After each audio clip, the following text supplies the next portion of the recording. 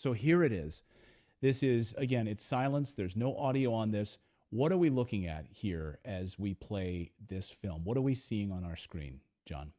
Okay. Contrary to Victor's voiceover, this is a film shot April of 1991, a thought projection interview of a other gray, designated an other gray, an extraterrestrial biological entity. He is a haploid, which means he came with only one sexual chromosome. Human beings are diploids. For any microbiologists out there, if I'm hatcheting those words, I'm sorry. But this being had only one sexual chromosome. He came to the S2 alpha, the official designation of the underground facility that housed the alien interrogation and retention program. That's the unofficial name of what this was. They call these interview suites the ambassador suites because the government did try for the care and did treat these and look at these beings and still do as ambassadors from other planets and other dimensions. And if you hear David Grush coughing on his words, it's because he doesn't want to tell you that some of these beings are from other dimensions.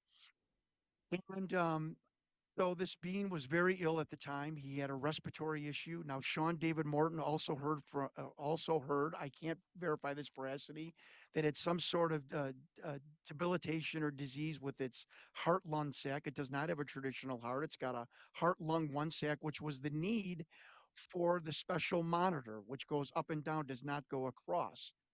To monitor this bizarre heart lung one sac organ that the alien has. And behind the viewing glass were five men, two telepaths. Uh, there are is a researcher out there, and I don't doubt it. And because I've seen the outline of the figure, um, and I didn't catch this, and someone else did, so I'm crediting them. I don't ever want to not credit other people that Colin Powell was in that interview room. Now, I know that sounds crazy. I can't verify it, but it certainly looks like the outline of him. It looks like an African American male in his 50s wearing an Army Class A dress uniform. Funny, the Rear Admiral that was on my list was the person that reported intelligence to the Joint Chiefs of Staff. Interesting. But that's how bizarre this film has gotten. And I'm not even going to tell you anything about the telepaths because I don't want it to get into the Da Vinci Code. But even Doty said that the telepathic program, the people they hired, was ridiculous. They were like one step above 1-800 psychics back in the 80s and 90s.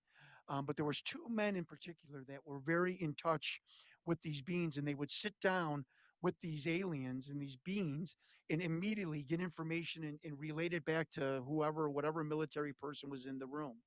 As you can see on the tape, the being eventually starts to medically flag, if I can use the whistleblower Victor's terminology, and he is then attended to by the medical staff. And Victor tells us that the medical staff in S2 and S4, are more chosen for their ability to keep secrets than their medical knowledge. And again, I have been in contact. I have the names of the two doctors that are going to be on either side of this beam.